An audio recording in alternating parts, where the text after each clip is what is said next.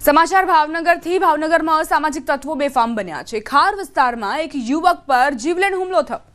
4 શખ્સોએ યુવકને જાહેરમાં ઢોર માર માર્યો। આરોપી વિરુદ્ધ ફરિયાદ દાખલ કરવા બાબતે હુમલો કર્યો। ભોગ બનનારનો મામાનો દીકરો સાક્ષીમાં હોવાથી માર મરાયો। મારામારીની ઘટના સીસીટીવીમાં કેદ થઈ। પોલીસે સીસીટીવીના આધારે તપાસ શરૂ કરી છે। અસામાજિક તત્વોનો આતંક ભાવનગરમાં જુઓ। સંવાદદાતા નીતિન જોડાઈ ગયા છે વધુ જાણકારી સાથે। નીતિન, આ યુવકો લાકડી ડંડા સાથે અહીં ત્રાટક્યા હતા, આખરે શું બનાવ બન્યો હતો, જાણકારી આપજો।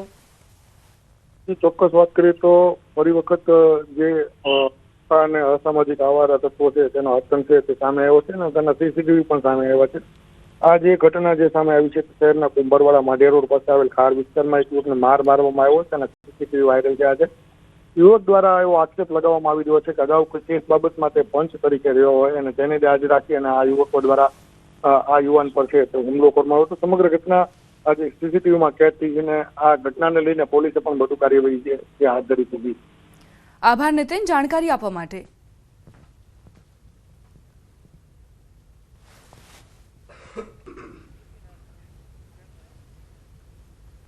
દેશમાં મોટા આતંકી ષડયંત્રનો પર્દાફાશ થયો છે।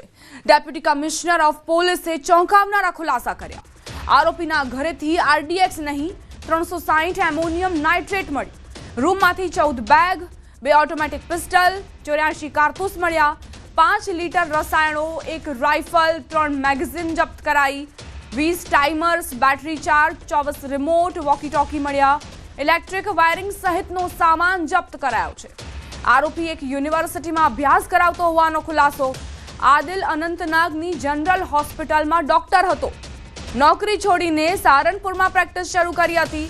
મુજાહિલ શકીલ નામે રૂમ ભાડે લીધો હતો। આદિલે 3 મહિના પહેલા રૂમ ભાડે લીધો હતો। માત્ર સામાન રાખવા જ રૂમ રાખ્યો હતો તેવી પણ જાણકારી છે। એક બાદ એક ખુલાસા થઈ રહ્યા છે। જે આતંકીઓ પકડાયા તેઓ કઈ રીતે કામ કરતા હતા, તેમના આકાઓ તેમને ટુકડે ટુકડે ઇન્સ્ટ્રક્શન આપતા હતા, સૂચનાઓ આપતા હતા કે આખરે કઈ રીતે મિશનને પાર પાડવું છે। એવી ભીડભાડવાળી જગ્યાઓએ પણ આતંકીઓ રેકી કરી ચૂક્યા છે। ગુજરાતમાં પણ એ જ રીતે સ્થળોની પસંદગી કરતા તેની રેકી કરતા તેવી જાણકારી પ્રાપ્ત થઈ છે અને તેમના રૂમમાંથી આરડીએક્સ નહીં પરંતુ 360 एमोनियम नाइट्रेट मळ्યું છે। लगभग 360 kg के आसपास इनफ्लेमेबल मटेरियल है जो कि संभावित अमोनियम नाइट्रेट है। मैं क्लियर करना चाहूँगा कि इट इज़ नॉट आरडीएक्स। मैं इस बात को क्लियर करूँगा क्योंकि कई जगह ये चल रहा है, तो मैं क्लियर करना चाहूँगा इट्स नॉट आरडीएक्स।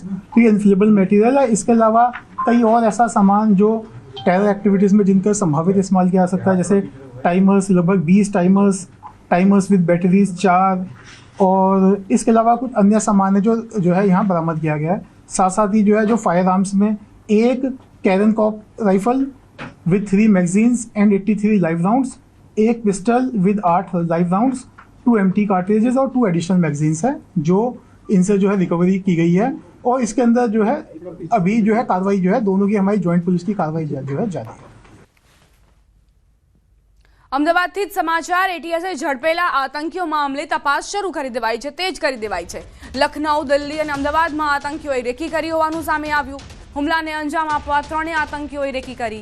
લખનઉમાં આરએસએસ ઓફિસમાં રેકી કર્યાની કબૂલાત કરી।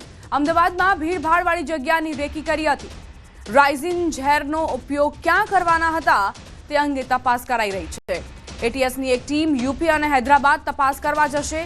હૈદરાબાદમાં અન્ય આતંકીઓ સામે આવ્યા હોવાનો ખુલાસો। મોબાઈલ અને લેપટોપમાંથી ષડયંત્રની વિગતો સામે આવી શકે છે। સોશિયલ મીડિયા ગ્રુપની તપાસ માટે એફએસએલની મદદ લેવાઈ છે। આઈએસઆઈએસના ષડયંત્રનો પર્દાફાશ થયો છે। અહીં જ સ્લીપર સેલની મદદથી આઈએસઆઈએસ ભારતમાં પોતાના જે મૂળ છે તે મજબૂત કરવાની ફિરાકમાં છે।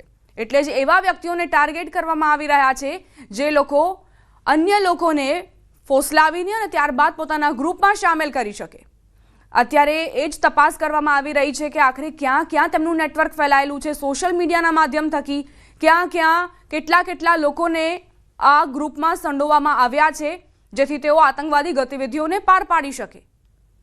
ઘણી એવી પણ સામગ્રી આ 3 આતંકીઓ પાસેથી મળી છે જે હવે તપાસનો વિષય છે।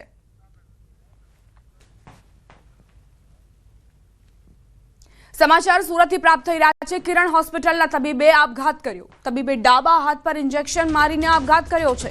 તબીબે એનેસ્થેસિયાનો ઓવરડોઝ લીધો હોવાનો પણ ખુલાસો। ગોળાદરામાં હોટેલના 8 નંબરના રૂમમાંથી તબીબનો મૃતદેહ મળ્યો।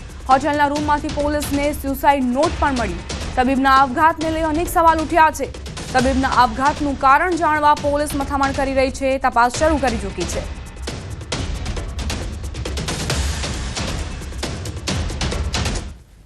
ખેડા જિલ્લાના ડાકોર નજીક વિદેશી દારૂ ભરેલી ગાડીએ પલટી મારી।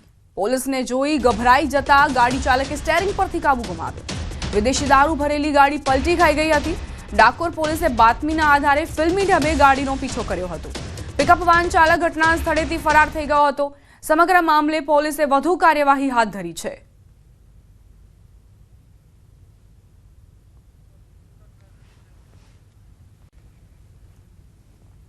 સમાચાર સુરતથી પ્રાપ્ત થઈ રહ્યા છે। અપહરણના કેસમાં ફરાર આરોપી ઝડપાયો। મહારાષ્ટ્રના પુણેથી ક્રાઇમ બ્રાન્ચે આરોપીની ધરપકડ કરી। આરોપીએ વર્ષ 2021માં સગીરાનું અપહરણ કર્યું હતું। સગીરાને પ્રેમ જાળમાં ફસાવી લગ્નની લાલચ આપી અપહરણ કર્યું। પાંડેસરા પોલીસ સ્ટેશનમાં પરિવારે નોંધાવી હતી ફરિયાદ। પોલીસે આરોપીની ધરપકડ કરી વધુ તપાસ હાથ ધરી છે।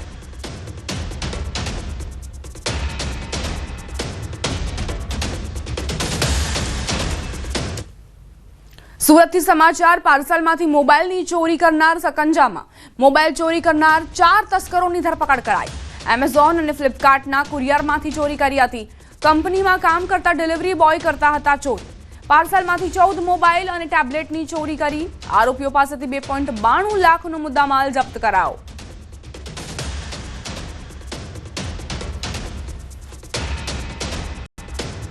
સાબરકાંઠામાં જાણે પોન્ઝી સ્કીમોનો રાફડો ફાટ્યો છે। બીઝેડ અને એઆર ગ્રુપ પછી હવે હિંમતનગરની ધ બિગ બુલ નામની પોન્ઝી સ્કીમ સામે ફરિયાદ નોંધવામાં આવે તેવી માંગ ઉઠી। રોકાણકારો મોટી સંખ્યામાં સાબરકાંઠા એસપી કચેરીએ પહોંચી રજૂઆત કરી છે। 6 માસથી રજૂઆતો છતાં સંચાલકો સામે કોઈ કાર્યવાહી થતી નથી। જણાવી દઈએ કે હિંમતનગરના ટાવર રોડ પર આવેલા અમરસિંહજી શોપિંગ મોલમાં ઓફિસ ખોલીને રોકાણકારોને આકર્ષવામાં આવ્યા હતા। આ સ્કીમના સંચાલક જગદીશ ગોસ્વામી સહિતની ટોળકીએ 15 થી 20% માસિક વળતર આપવાની લાલચ આપી કરોડો રૂપિયાના રોકાણ મેળવ્યા હતા। હવે પૈસા મેળવ્યા બાદ ફોન બંધ કરી રફુ ચક્કર થઈ ગયા હોવાનો આક્ષેપ છે। રોકાણકારોએ 15 કરોડથી વધુ રકમ ફસાઈ હોવાનો દાવો કર્યો છે, જ્યારે પોલીસે કાર્યવાહી શરૂ કરવાનું આશ્વાસન આપ્યું છે।